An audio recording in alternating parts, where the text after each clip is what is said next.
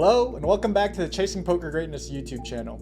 Today's video is another 500 NL play and explain that goes much smoother than the last one I uploaded where I get stacked with aces and back-to-back hands at the same table.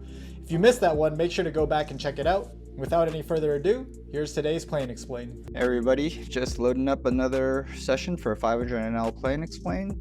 Yeah, let's get my tables loaded up and get right into it. Opening pocket tens on the button. Get called by the fish in the small blind. And also by the unknown in the big blind. Probably a reg though. Gonna start out with a larger than normal c-bet size here. I think I'm just gonna go half pot, try to target all the pocket pairs in the fish's range, plus all, whatever 9x he has. I'm sure he has plenty of 9x.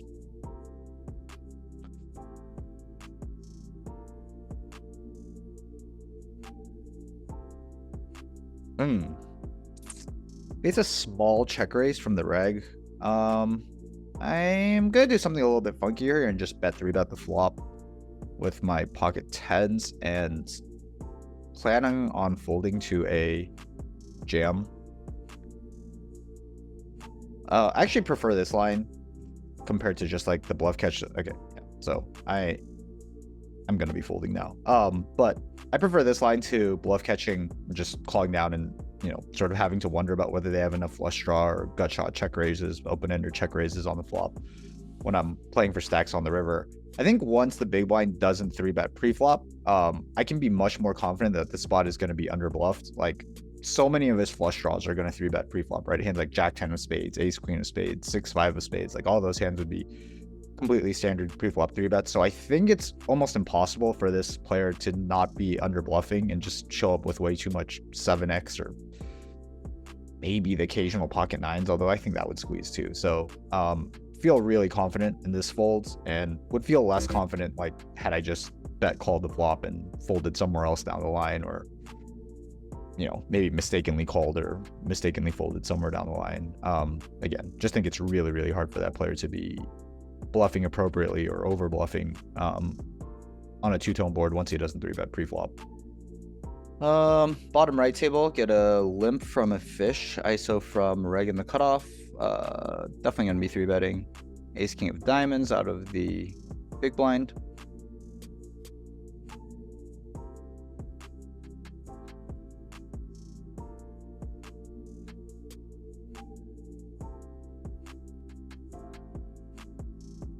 Hopefully we can get the fish in there too. Although limp calling a 3-bet, it's pretty rare, yeah.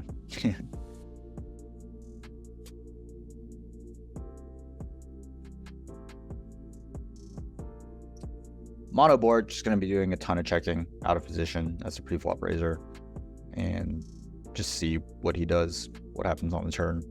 If we even get to a turn. Wow, he snap checks back. I think people struggle to protect their check back range as it is, but once he snap checks, I'm way more confident. Again, wouldn't be shocked to run into some sort of like weaker queen X here, but I think with 2 overs and a gut shot, I can immediately just start putting pressure on what I perceive to be a very capped snap check. Top left table, gonna 3-bet 6-5 of clubs facing a button open.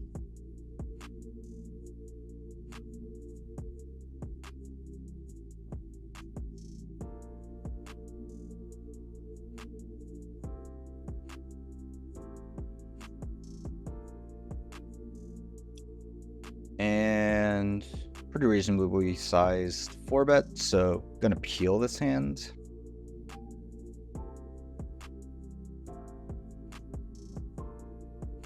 Pair, backdoor flush draw, definitely not folding versus a normal flop c-bet. Expect something in between 20 to 25% pot most of the time. There it comes with 25.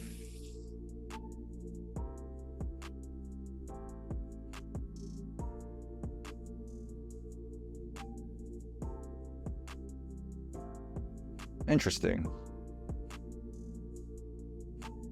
Gonna start out with check. Trying to think about what I'm gonna do facing another bet. Wouldn't be shocked to see another quarter pot on the turn. I think I'd be like stretching to look for my bluffs on a full Badoogie or full rainbow word texture, like what my bluff check jams would be. So I'm leaning towards just continuing with check call and hopefully let him blast ace king and ace 10, that type of stuff on the river.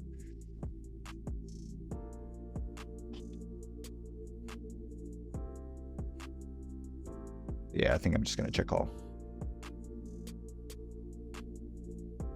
Not the best river. Wonder if he still jams aces and kings on this river though, or does he just check them back?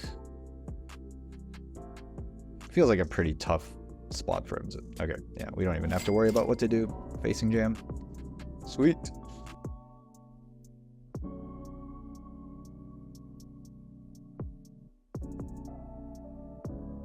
Immediately get to 3-bet this guy again, this time with a little bit of a better hand than 6-5 suited. This one is going to be going in pre-flop if he decides to 4-bet us one more time. Hopefully he does.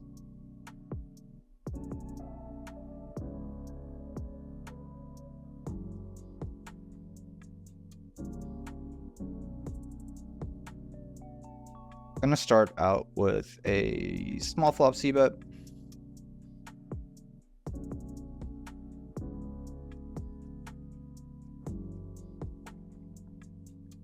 Could certainly make an argument for checking, having a strategy that checks this type of hand too, but I'm mostly just doing a bunch of range betting. Now checking back, or sorry, not checking back, but now checking the turn.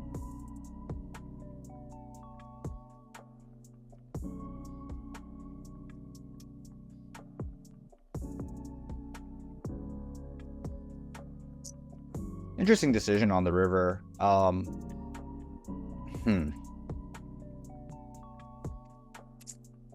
Check feels pretty natural. Could we block here and just get called by enough like Jack X of diamonds, Jack X of spades? I think all of those types of hands are going to call a small flop c-bet. So I'm actually just going to block. I think this could be a little thin, maybe too thin. I mean, obviously not shocked to run into an ace. Feel a little bit better now, actually, now that he hasn't snapped it off. Yeah, okay, whatever.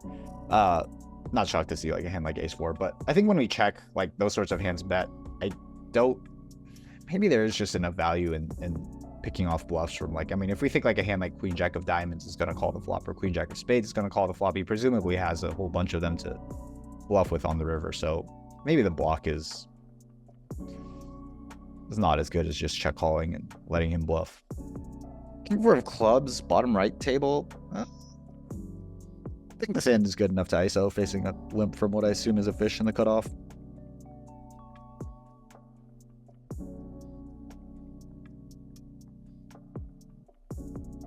Flop bottom pair, just going to be checking and assessing what to do based on what he does. Still going to be checking, just trying to get this hand to showdown, probably for as cheaply as possible. Definitely not folding versus half pot.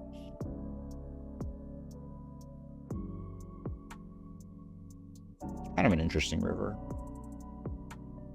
Still gonna just start out with check. And win versus check back. Nice. Bottom left table, either gonna be 3-betting or maybe 4-betting. Okay, 3-betting versus under the gun.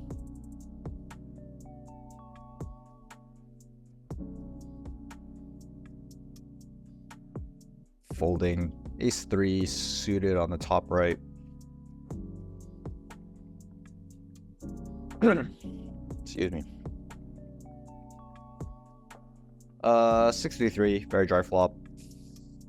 Don't think this has very much interaction with the under the gun opener's range. Actually just going to start out with a small c-bet on the flop, and I think I'm still value betting a hand, even as weak as ace king on the flop. I expect him to call with, you know, ace queen of spades, ace queen of clubs, ace queen of hearts, king queen of hearts. Like, I guess he can't have ace queen of hearts, but you know what I mean. The 2 overs plus backdoor flush draw type hands. Gonna check back now and try to pick off a bluff from that type of range.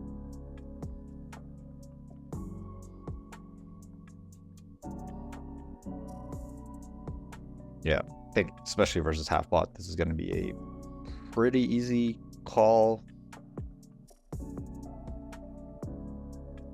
Jack isn't my favorite river, but was pretty much planning on calling down on every river. Oh, no. We had the right read on the flop, but couldn't fade the run out. I swing 6-4 of diamonds on the button. Small blind comes along. Big blind comes along. Oh! It's a good time to flop 3 diamonds when 3 players decide to call the open. 2 of these guys are fish. I know 6 and 3 are both fish for sure, so I think I'm just gonna, again, size up multi-way here and try to start getting to stacking.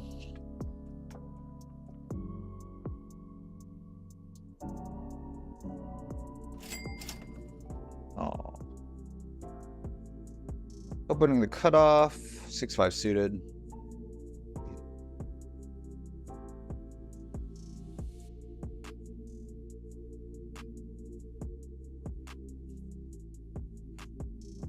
We'll call it 3-bet from the small blind. Oh. Thought he might be thinking about it.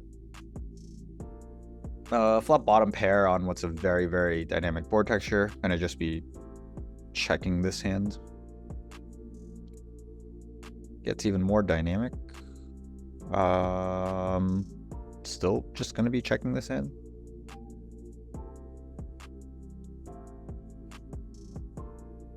Five liner river. Okay. I mean, would have folded versus a larger size, but not gonna fold facing 2 big blinds. I think. A raise? Opening up pocket 10s on the top left table. Here we got ace, king on the right table. Gonna be 3-betting.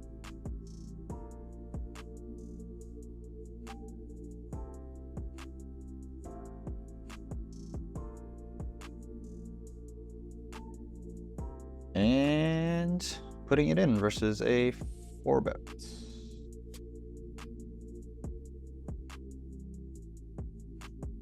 Uh-oh.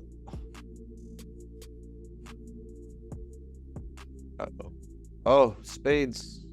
Oh.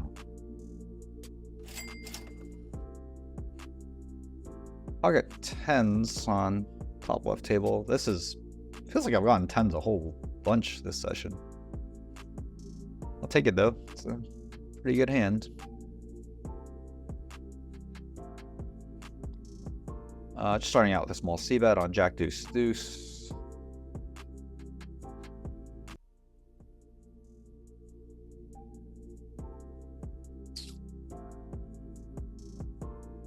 Gonna check back the turn.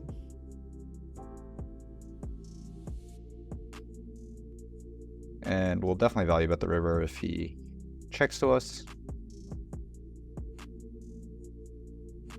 Does not check. I think it's a pretty easy bluff catch versus this size. I mean, he's just got to call a third on the flop with such a wide range. Yeah, queen 10 of hearts. Not shocked to see that call the flop with 3 straight, 3 flush, and an overcard. Yeah, not much to say. I think he played it fine. I think I played it fine. So I got a comment or a question, I guess, on my latest P&E, just asking me to go into a little bit of detail about the HUD and whatever other software I use while I'm playing. We'll take this top left table and use this one as an example. So the first row of my HUD is very simple, just pre-flop stats. VPIP is the 50, the first 33 is PFR, pre-flop raise percentage, and the second 33 is my 3-bet frequency. Then you see the H with the little colon. That's the number of hands that I've played at the table. You can also see the number of hands that everyone else has played at the table. Sorry, just getting into the action a little bit. Probably just going to check this 7 down and try to get to showdown, beat pocket 6s and I don't know, 5s, 4s, 3s, deuces. So yeah, that's my HUD. Then you can see the action tracker that's right under the BB, the table. So that's going to be a software, hockey software called Intuitive Tables. Intuitive Tables lets me just press a keystroke to set my bet sizes and my pre-flop raise size. But I think the other helpful thing that it does is keep track of action. So you can see player 1 here has open raise to 15, and that's what the OR 15 is denoting. Yeah, and you can also it'll get into some post-flop stuff too, so you'll be able to see what size people bet post-flop, or whether they check or raise or that kind of stuff. But yeah, that action tracking software and the hockey software I use is Intuitive Tables, and the HUD that I'm using right now is Hold'em Manager 3. And yeah, I think the bare bones stats are really all you need, or like they're basically like the only stats that I think are really important when you're playing on an anonymous site like Bovada. I'm sure if you've seen some other HUDs, you can get into some really, really deep stats like turn float frequency, river check raise frequency. But when you're playing on an anonymous site like Bovada, you just don't get enough of a sample size to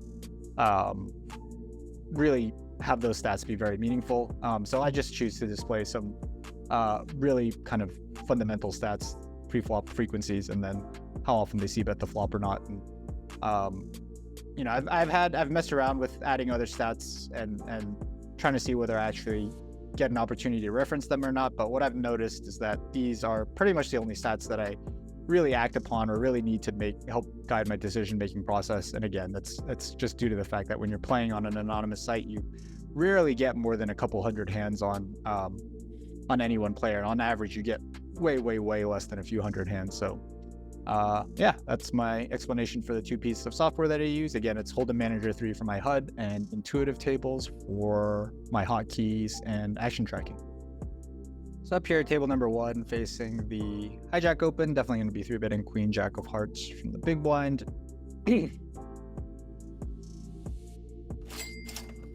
No action.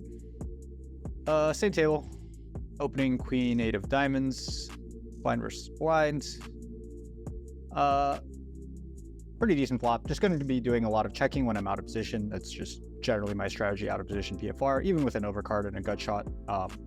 Now I'm going to start doing some barreling because I'm doing a lot of checking on the flop. My turn range is also going to include most of my trips. And I think this, Queen 8 of Diamonds makes a very natural delay c-bet. And we get it through. ISOing Queen Jack offsuit. I think we have a fish in seat 6 and in seat 3. So really nice to go 3 ways with 2 fish on the line. Just going to start with a check here on Queen 3-3. I think there's a lot of value in letting one of these guys just start to stab with what I assume is a way too wide of appealing range like this. I'm going to do something a little bit spicier and go for a small raise on the turn. I think I can just get a ton of value from a whole bunch of their draws and maybe worse Queen X, maybe 5X. Probably going to be checking back this river, obviously not getting called by any of the brick draws anymore, and I think a decent amount of their range, especially when I have a queen, is going to be some sort of 5. Nice. And yeah, that works out pretty well versus the bricked flush draw. Facing small blind open, can definitely 3-bet ace 9 of diamonds, can also flat. Gonna go with flat this time.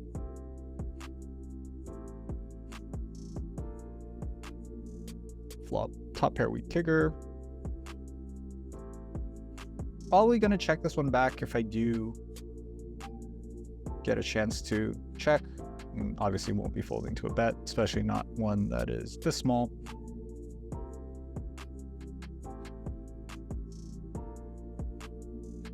Turn a flush draw and he snap over bets the turn. Don't love the size, but obviously not doing any folding here once I turn a 4th diamond. River 2 pair. Now we definitely beat some of his value on the turn. His a6, his king 10s, his king 6 suited, 10-6 suited, that type of stuff. Curious to see what action he's going to take on the river.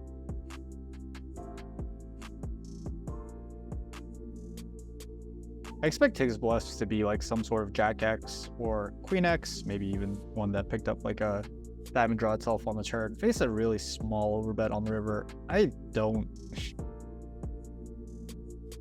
I mean, there's just so many natural hands that beat me, but I think facing the small overbet, I'm just gonna pay it off with ace nine of diamonds. Don't love this, but again, okay. I think that there's a small chance that he could be value betting worse, like king 10 or ace 6. And then obviously we beat all the whatever bluffs he decides to bluff with. But again, obviously not shocked to lose to the PFR on an ace king 10 flop. Just kind of an unfortunate run out there where we river a hand I think that's just strong enough to pay off. Opening jack 9 of spades here. So just going into a little bit more detail on how I use the HUD. This player in the big blind, although we've only seen 25 hands, he's playing 44-16, so I think he's leaning more towards like the fishy side or maybe even just a straight up whale. 2 overs and 2 backdoors, just going to start out with a half pot c-bet. Generally going to be doing a lot of c-betting with my air region or my bluff region versus someone who's playing 44-16. Kind of the way that I'm interpreting that stat is that if they're playing 46% of hands or if they're playing way too many hands pre-flop, they're generally going to struggle to connect with pretty much any board texture or just have a strong hand on any board texture, which means that I think they are very likely to be overfolding definitely on the flop. And that's just, there's almost nothing you can do when you play too many hands pre-flop. There's almost no way that you can not overfold unless you're just calling with nothing, because so much of the time you're going to be flopping nothing when you play almost half of the hands that you're dealt. So yeah, just an example of how I start using the HUD stats. And obviously, again, at 29 hands, I'm going to be wary of making too big of an assumption, but 44-15, the pretty big gap between the VPIP and the PFR, I'm starting to get pretty confident that this player C2 on the top right table is leaning towards the fishy side. We face a flat from the cutoff. That's also, I mean, this guy's playing 20-15 over 88 hands. So looking at his stats, like I might actually think that he's just like a nitty reg, or maybe a reg that's running a little bit poorly pre-flop over this 88 hand sample. But once this player finds a flat in the cutoff, which is very, very unorthodox and 6 max cash, or it's not something that very many regs do. I am pretty confident that this player's a fish. Actually just going to start out by checking the flop and give them a chance to stab. Once they check back, obviously just going for the value myself. Maybe checking the flop versus someone who's playing 20-15 isn't as valuable as checking the flop versus someone who's playing like the 44-16, like the player 2 above. Now just gonna go for a pretty meaty value bet on the river and try to target some sort of 10 pocket 9s, pocket 8s. Sweet. And see what this guy called down with.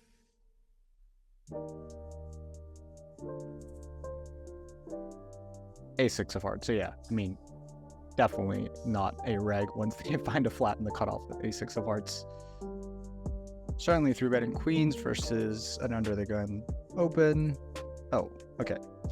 So we face a cutoff 3-bet, so I'm going to go from 3-betting to 4-betting, and my 4-bet size, my in-position cold 4-bet size is just going to be slightly larger than a click. This sizing mistake that I actually notice a lot of lower stakes players and some of the players that I coach making. I think a lot of players who come from the live realm size too large for their in position 4-bets and make it something closer to like 120 or like 3x the 3-bet size. But if you spend any time like kind of looking through pre-flop ranges or pre-flop sizings, and let's say like GTO Wizard or Munker or some sort of other solved ranges, what you'll notice is that the IP 4-bet size is very, very small. It's actually very small regardless of whether you're cold 4ing or just 4-betting after you open. So yeah, just a quick little digression into in-position 4-bet sizing. Defending ace-jack offsuit in the big blind, bottom left table. Pretty good flop.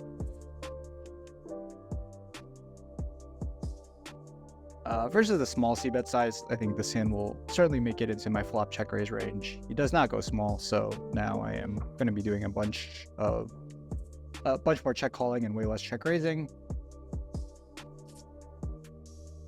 Interesting turn. So he goes for a pretty meaty turn c-bet size again. Not surprising after the big size on the flop. I think I'm actually just going to continue check calling with this hand.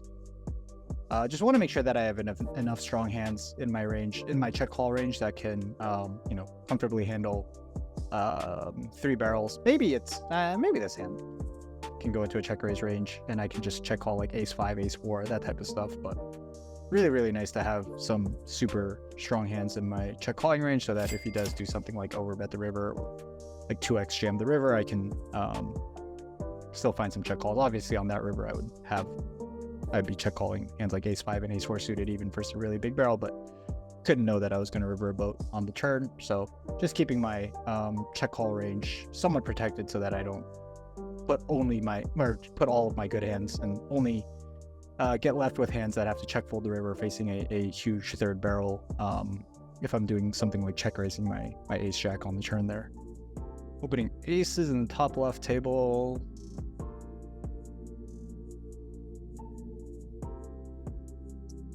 Get 3-bet by a pretty active players playing 41, 33, 18. Again, only over 29 hands, so don't want to make too many big assumptions, but I mean, obviously versus any type of player, I'm going to be 4-betting this hand. And you can see here, I guess, like my out of position 4-bet size is significantly larger than my in position 4-bet size. It's going to be something much closer to just the full 3x. Wouldn't expect it. Wouldn't be shocked to see this player do quite a bit of folding, given that he's 3-betting 18% of hands. So I assume that he 3-bets quite few hands that can't call a 4-bet. But oh, this time he does call. Okay, so 4-bet pot out of position as PFR. Just going to be starting out with small quarter pot c-bet. Or I guess 1/5 pot.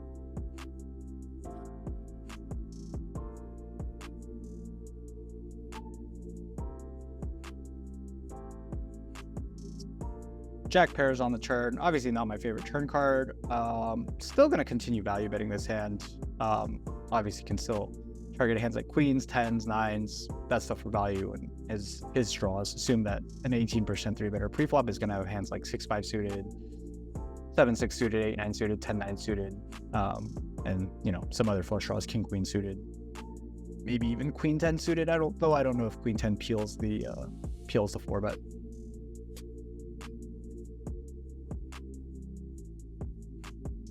And this is like a turn spot where like my 4-bet range is not going to be completely naked of trips. Like I'm going to be 4-betting hands like king jack suited and ace jack suited from out of position. And now river seems pretty close.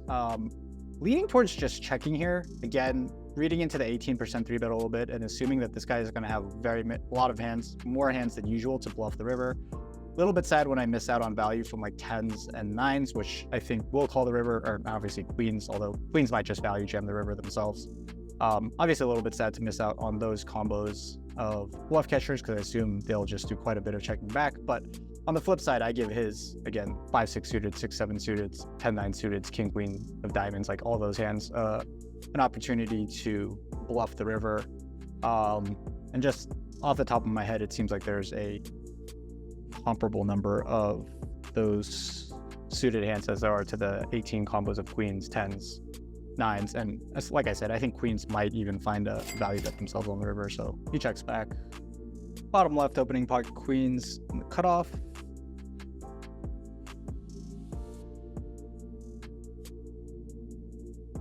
Gets 3-bet by an unknown on the button. 3-bet size is very standard though, maybe like a touch small, but can't really say anything about his 3-bet size, so gonna assume he is leaning towards the reg side. That's generally my assumption when I don't have too much to go on, and again, just 4-betting close to the full 3x, or actually more, given that he only 3-bet to 3750. And we'll be calling it off if he jams. Expect him to jam, 16 combination. Okay, so he does jam. Expect him to jam 16 combinations of ace king in the spot. So, unfortunate. We didn't. No. Yeah. I don't know. Pretty standard spot there. Cutoff versus button, I think, or pretty standard spot to get stacked. Just unfortunate to run into the actual top of his range instead of some sort of hand that we're flipping with, or he might be bluffing pre-flop. All right, so here we go with pocket fives and the cutoff. Hopefully we get to play against the fish in the big blind. He's open limped a couple of times, hasn't topped off, so pretty confident he's a fish. Queen, queen, nine. Gonna be starting out with some sort of c-bet with the entirety of my range versus a fish. Gonna go small this time with a bluff catcher / some finish value. I think I have a pretty easy check back on the turn now, and then decide on the river whether to bluff catch or not if he makes us. Okay, so now I have to figure out whether I want to value bet or not, and for what size. Definitely think I want to value bet. Half pot, I think gets called by pocket fours, pocket threes. We also beat pocket deuces now.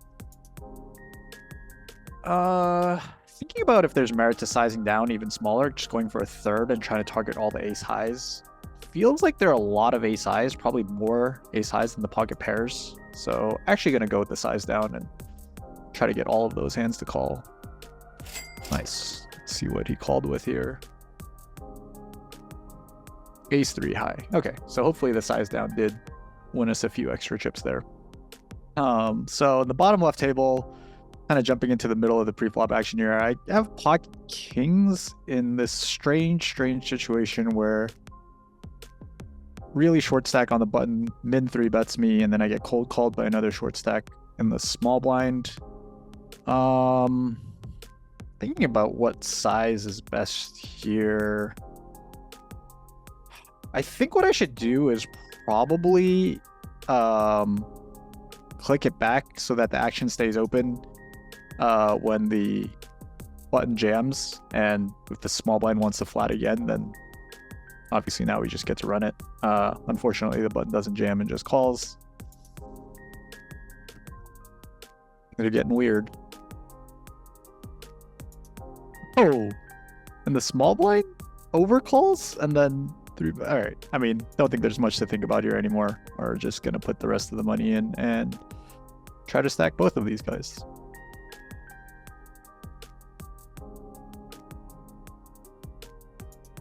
Oh my! Overcalled with aces. And sixes is gonna win the main. Well, that's funny. I guess I'm just glad that we ran our kings into a really short stack. 3-betting ace queen offsuit out of the small blind.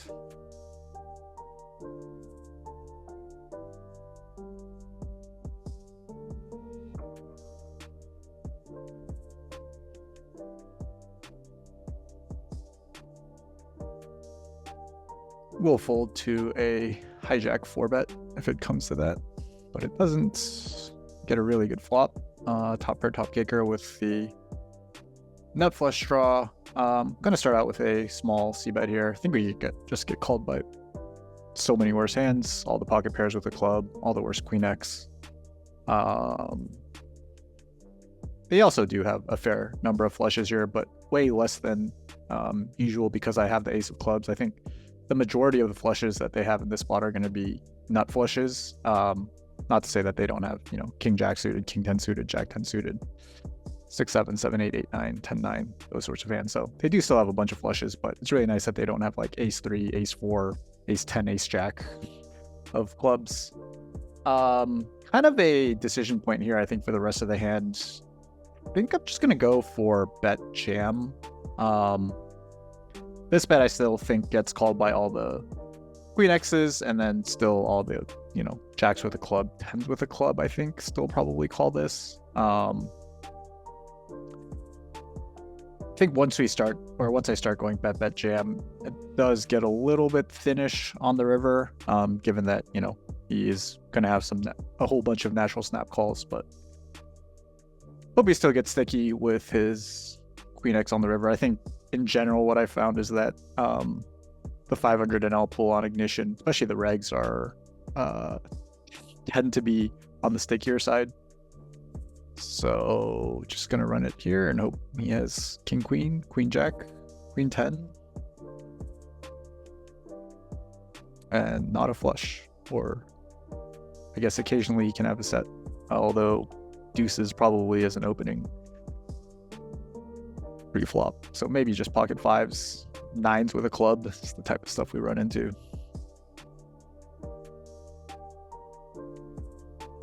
Probably doesn't have a flush anymore once he tanks. Oh, fours, no club. Okay, I guess we could run into a set of fours as well. Thought that was going to be a little bit less likely, but yes, I went a little bit too thin there with ace queen. So bottom left table, we get the whale limping the cutoff and an ISO from a reg on the button. Or assume he's a reg, only have two hands on him. Actually just going to flag king queen suited instead of 3-betting to try to keep the cutoff in there and hopefully get him to spaz out. This is a great situation. Hopefully we can get the cutoff to spaz like he did in the earlier hands.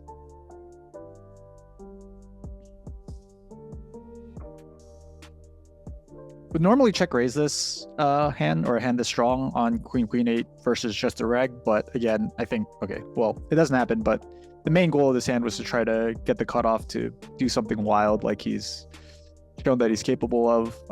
Fortunately we don't get that. Now on the river, just have to decide between checking to trap a value bet or a bluff, or just value betting myself. It's kind of close. Like I think Jack 10 and 10-9 will call a value bet, but will also bet themselves. Don't know if they call a check raise.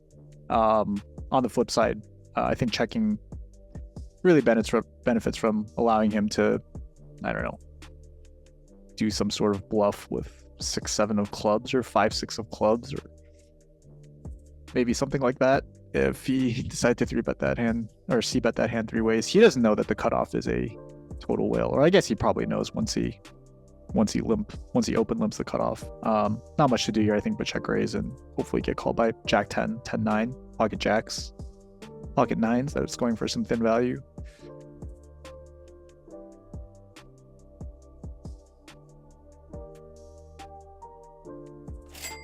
And no luck this time. Top left table, defending 9-7 suited. Really good flop.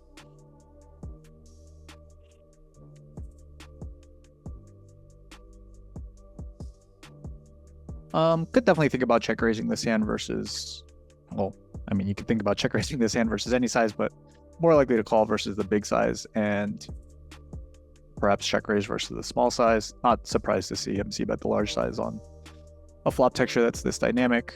You know, it's nice to have hands that can call down on lots of different runouts, take 2 barrels, and not have to fold. So, trying to start with that.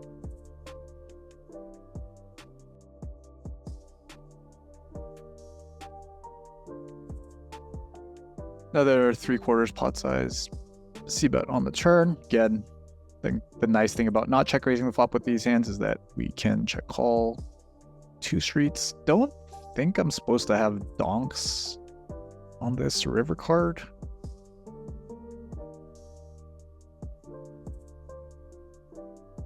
So hopefully he can't resist going for some value or some sort of bluff.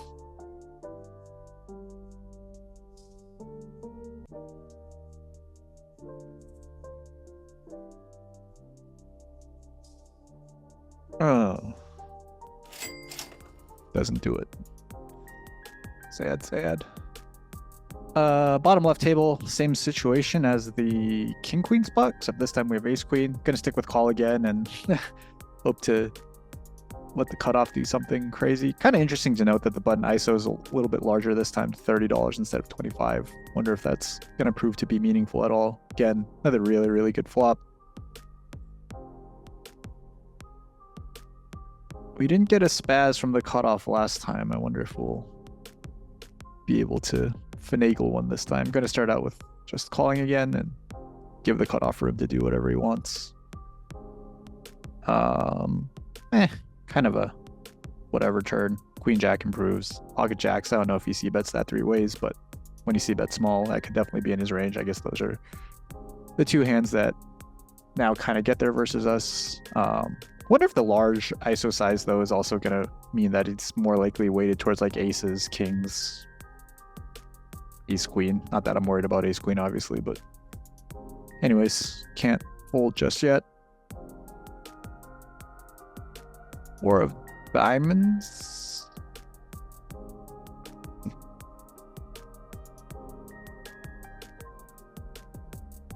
Hoping he doesn't jam this river.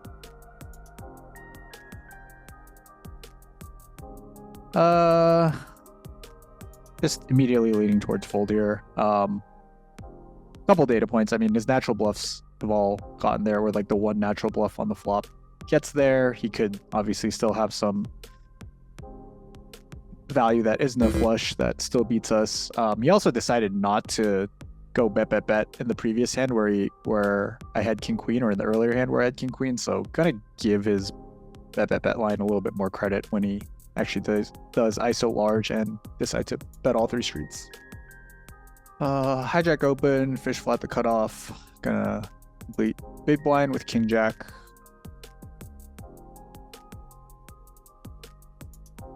Or I guess defend the big blind with king jack.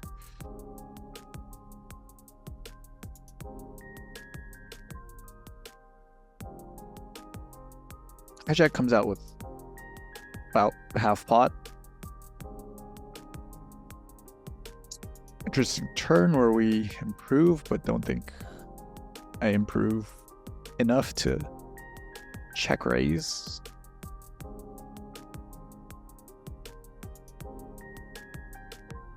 Another kind of interesting size, I guess, 60% pot. Obviously not folding. I think we can still potentially beat some value. And now we lose to a lot of stuff. Bad river. Putting up ace-9 suited in the hijack. We got two fish in the blinds, playing very high VPIP, so it's very likely that we'll get to play versus at least one of them. Don't let me down. You can do it. You can do it. Nice. Yeah, I mean, just going for straight value here, starting out with some pretty big sizes and hopefully finding a place to stack the big blind.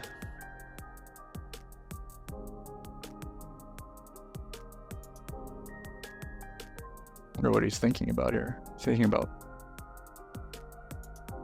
oh, he does donk half pot. Interesting. I mean, obviously a lot of things get there, or some things get there 6, 7, ace deuce, 4, 5, but still think that there's so much pair plus draw and hands that will probably just stack off now. Worse 9x, 6, 5, 6, 4, that type of stuff. So hopefully we can just stack this guy right now. Unfortunately, he folds. Got deuces and the cutoff.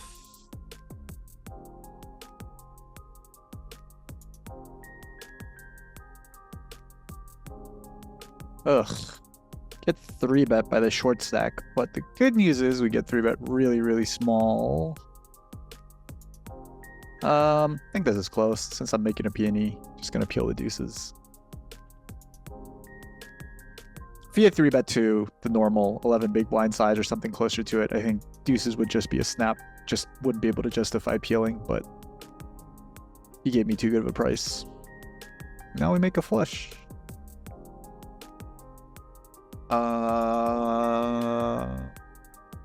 Enough 4-bet ace 4 and try to ISO on the other table.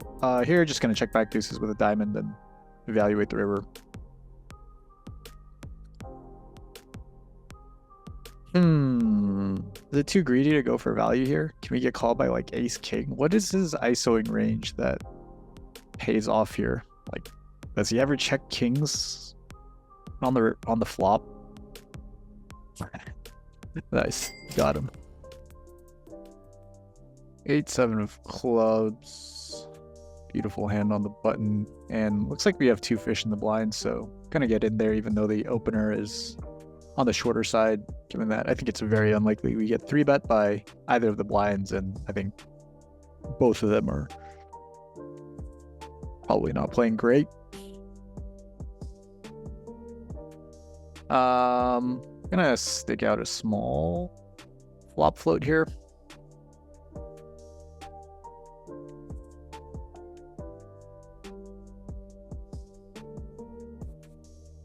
obviously can get called by a lot worse for this price, and it's fine if we just take it down now. We got check raised, really, really small. Definitely a lot of draws that can be check raising this flop. Not too many worse value hands. Don't really see how I have great visibility if I just call here, and definitely do want to realize my equity with a handful of backdoors.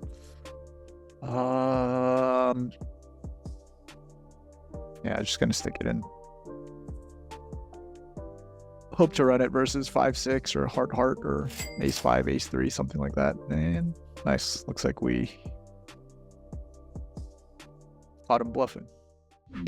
This is Chasing Poker Greatness.